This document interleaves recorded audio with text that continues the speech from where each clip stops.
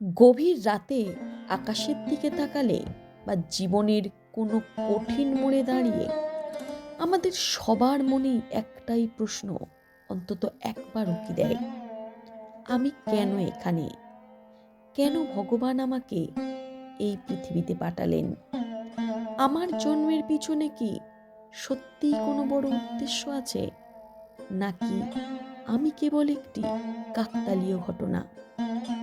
হাজার হাজার বছর ধরে ঋষি, মুনি, দার্শনিক এবং বিজ্ঞানীরা এই একটি প্রশ্নের উত্তর খুঁজে বের করে চেষ্টা করেছেন। হিন্দু সনাতন ধর্মের বেদ, উপনিষদ এবং শ্রীমদ্ ভগবদ্গীতা এই রহস্যের এমন কিছু সমাধান দিয়েছে যা জানলে আপনার জীবন দেখার দৃষ্টিভঙ্গি পুরোপুরি বদলে যাবে। আজ আমরা কোনো ভাষা আলোচনা করব না। আজ আমরা মানুষের জন্মের 10টি আধ্যাত্মিক এবং বৈজ্ঞানিক কারণ নিয়ে গভীর আলোচনা করব। এই দীর্ঘযাত্রায় আপনি খুঁজে পাবেন আপনার নিজের অস্তিত্বের মানে। প্রথমত, সনাতন ধর্মের প্রধান স্তম্ভ হল কর্মবাদ। ভগবান কেন জন্ম দেন? কারণ আমাদের গত জন্মের কিছু কাজ বা কর্ম অসম্পূর্ণ থেকে গেছে। একে বলা হয় প্রারব্ধ কর্ম। কল্পনা করুন, আপনি একটি ব্যাংক অ্যাকাউন্ট খুলেছেন। সেখানে আপনার কিছু ঋণ আছে আর কিছু জমা টাকাও আছে। আপনি যতক্ষণ না সেই ঋণ শোধ করছেন বা জমানোর টাকা খরচ করছেন, ততক্ষণ আপনার অ্যাকাউন্ট বন্ধ হবে না। আমাদের এই দেহ হলো সেই মাধ্যম যার মাধ্যমে আমরা আমাদের কর্মের ফল ভোগ করি। ভালো কাজের জন্য সুখ এবং মন্দ কাজের জন্য দুঃখ পেতে হয়। কিন্তু প্রশ্ন জাগতে পারে, ভগবান কি খুব নিষ্ঠুর যে আমাদের বারংবার পৃথিবীতে পাঠাচ্ছেন? না, তিনি আমাদের সুযোগ দিচ্ছেন। এই পৃথিবী হলো একটি সংশোধনাগার বা স্কুলের মতো। আমরা যতক্ষণ না জীবনের পাঠ শিখছি, ততক্ষণ আমাদের বারবার এই ক্লাসে ফিরে আসতে হয়। ডারউইনের শরীরের বিবর্তনবাদের কথা বলেছেন, কিন্তু আমাদের শাস্ত্র বলেছে চেতনার বিবর্তন। পদ্মপুরাণ অনুযায়ী 84 লক্ষ যোনি ভ্রমণ করার পর একটি আত্মা মানুষের শরীর পায়। কিন্তু কেন? কারণ মানুষই একমাত্র জীব যার মধ্যে বিবেক বা বিচার শক্তি আছে। একটি পশু কেবল খেতে পারে, ঘুমাতে পারে এবং ভয় পেতে পারে, কিন্তু কেবল মানুষই প্রশ্ন করতে পারে, আমি কে? ভগবান আমাদের মানুষের জন্ম দিয়েছেন যাতে আমরা আমাদের পশুত্ব ত্যাগ করে দেবত্বের দিকে এগিয়ে যেতে পারি। এই জন্ম হলো একটি আপগ্রেডের মতো। আপনার ভেতরের সেই পরমাত্মার অংশটি চাইছে পূর্ণতা পেতে। ভগবান আমাদের এই সুন্দর মস্তিষ্ক এবং বুদ্ধিবৃত্তি দিয়েছেন যাতে আমরা এই মহাবিশ্বের রহস্য বুঝতে পারি এবং শেষে তার সাথে একীভূত হতে পারি। উপনিষদে একটি চমৎকার কথা আছে, একো হহং বহুশ্যাম, অর্থাৎ আমি এক ছিলাম, এখন বহু হতে চাই। ভাবুন তো, আপনি যদি একা এই মহাবিশ্বে থাকতেন, আপনার কি ভালো লাগতো? ভগবান পূর্ণ হতে পারতেন, কিন্তু তিনি তার আনন্দ ভাগ করে নিতে চান। এই জগৎ হলো ভগবানের একটি বিশাল ক্যানভাস। তিনি নিজেকেই বহু রূপে বিভক্ত করেছেন, যাতে তিনি নিজের সৃষ্টিকে বারংবার উপভোগ করতে পারেন। আমরা সবাই সেই ঐশ্বরিক নাটকের এক একজন অভিনেতা। ভগবান আমাদের জন্ম দিয়েছেন তার এই লীলা বা ঐশ্বরিক খেলায় অংশগ্রহণ করার জন্য।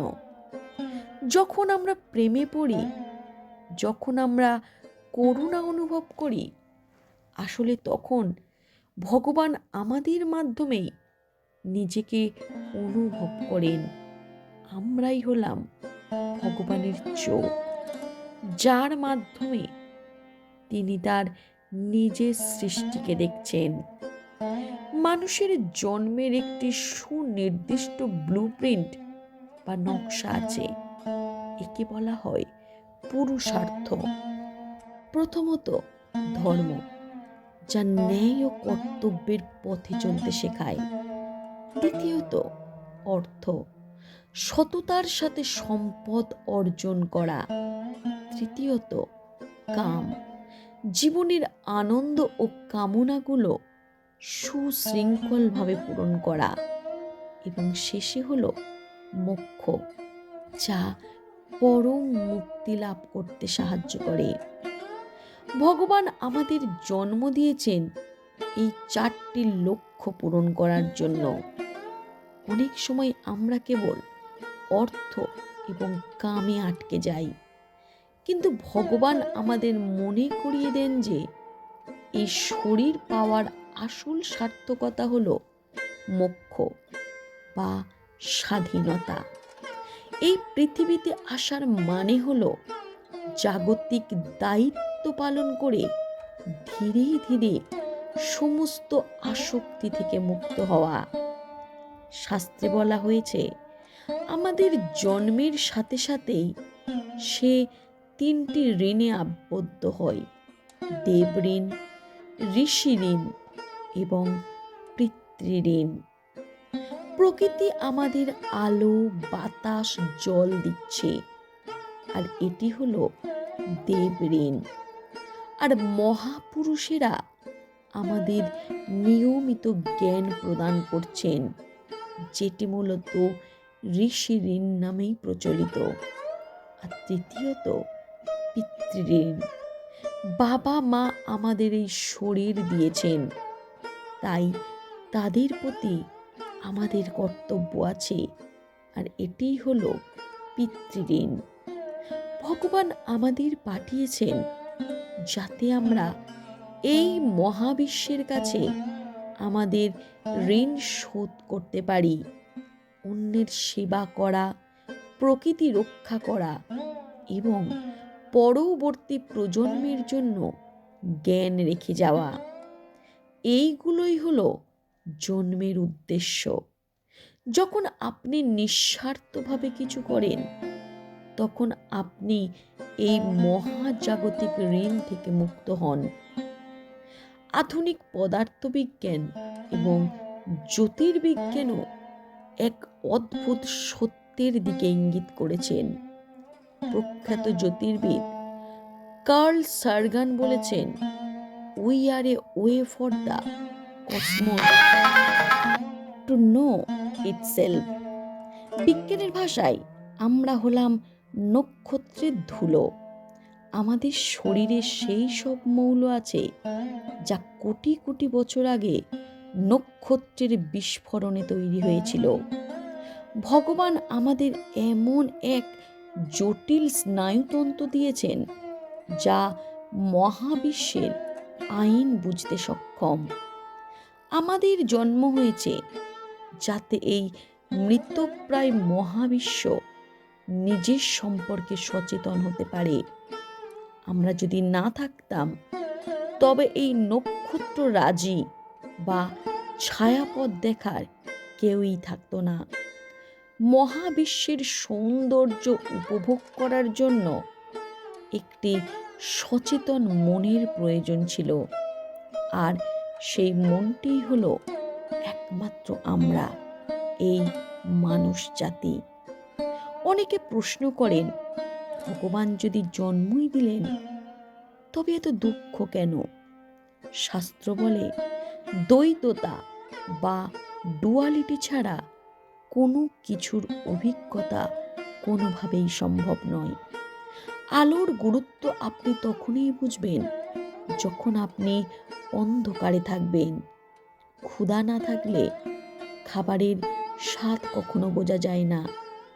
ভগবান আমাদের এই মর্ত লোকে পাঠিয়েছেন যাতে আমরা বৈচিত্র্য অনুভব করতে পারি। বৈকুণ্ঠ বা স্বর্গে কেবল নিরবচ্ছিন্ন আনন্দ আছে, কিন্তু সেখানে বিবর্তন নেই। এই পৃথিবীতেই দ্বন্দ্ব আছে, লড়াই আছে, আর সেই লড়াইয়ের মাধ্যমেই আমরা শক্তিশালী হই। আমাদের আত্মা এই পৃথিবীতে এসে ঘাত প্রতিঘাতের মাধ্যমে পরিশুদ্ধ হয়, ঠিক যেমন আগুনে পুড়ে সোনা খাঁটি হয়ে যায়। অনেক আধ্যাত্মিক গুরু বলেন আমরা জন্ম নিতে বাধ্য হইনি, বরং আমরা নিজেরাই জন্ম নিতে ইচ্ছা প্রকাশ করেছি, আর একে বলা হয় আত্মার সংকল্প। মৃত্যুর পর আত্মা যখন বিচার করে দেখে তার কি কি অভিজ্ঞতা বাকি রয়েছে, তখন সে নিজেই একটি বিশেষ পরিবার বা শরীর বেছে নেয়।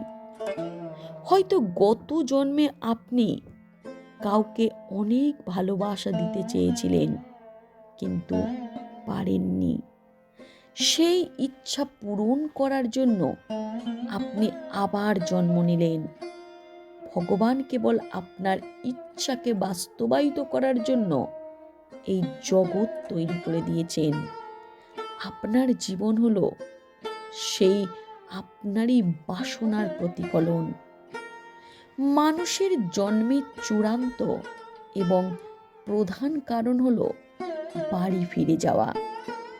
একটি ছোট্ট আগুনের ফুলকি যেমন আবার বড় আগুনের সাথে মিশতে চায়, ঠিক তেমনি আমাদের আত্মা সর্বদা পরমাত্মার সাথে মিশতে চায়, কিন্তু মাঝখানে মায়ার পর্দা আছে। এই মায়ার পর্দা ভেদ করে ভগবানকে খুঁজে পাওয়াই হলো জীবনের শ্রেষ্ঠ অ্যাডভেঞ্চার। ভগবান আমাদের এই পৃথিবীতে পাঠিয়েছেন একটি কঠিন গেম বা খেলার মতো, যেখানে আমরা তাকে ভুলে গিয়ে আবার তাকে খুঁজি। যখন আমরা কোনো মানুষের মধ্যে, কোনো ছোট পশুর মধ্যে বা নিজের মধ্যে সেই পরম শক্তিকে অনুভব করি, তখনই আমাদের জন্মের উদ্দেশ্য সফল হয়। বন্ধুগণ, ভগবান মানুষের জন্ম কেন দিয়েছেন তার উত্তর হয়তো প্রতিটি মানুষের জন্য একটু আলাদা। কেউ এসেছে সেবা করতে, কেউ এসেছে জ্ঞান অর্জন করতে, আবার কেউ এসেছে কেবল জীবনকে উপভোগ করতে। কিন্তু একটা জিনিস কিন্তু নিশ্চিত, আপনি কোনো অপ্রয়োজনীয় সৃষ্টি নন। এই বিশাল মহাবিশ্বের নকশায় আপনার একটি নির্দিষ্ট জায়গা আছে। আপনি যদি আজ ব্যর্থ বোধ করেন, তবে মনে রাখবেন ভগবান আপনার ওপর ভরসা করেছেন বলেই আপনাকে এই দুর্লভ মানুষের জন্ম দিয়েছেন। আপনার জীবনকে আপনি ঘৃণা করবেন না। প্রতিটি নিঃশ্বাসকে ধন্যবাদ জানান, কারণ এই মুহূর্তেই আপনার ভিতর সেই পরম শক্তি বিরাজ করছে। আপনি কি আপনার জীবনের উদ্দেশ্য খুঁজে পেয়েছেন? যদি পেয়ে থাকেন, অবশ্যই কমেন্ট করে জানাবেন। বন্ধুরা, আজ আমি যে আপনাদের এই সুন্দর ভিডিওটি উপহার দিলাম এবং মনুষ্য জন্মের কি উদ্দেশ্য, কেনই বা ভগবান আমাদেরকে এই পৃথিবীতে মানুষ করে পাঠিয়েছেন, তার যে সামান্য চিন্তা আপনাদের সাথে আলোচনা করলাম, আপনাদের যদি তা ভালো লেগে থাকে অবশ্যই আপনারা একটি কমেন্ট করবেন, লাইক করবেন আর শেয়ার করবেন আপনজনেদের সাথে। ভালো থাকুন, সচেতন থাকুন, সুস্থ থাকুন। জয় শ্রীকৃষ্ণ।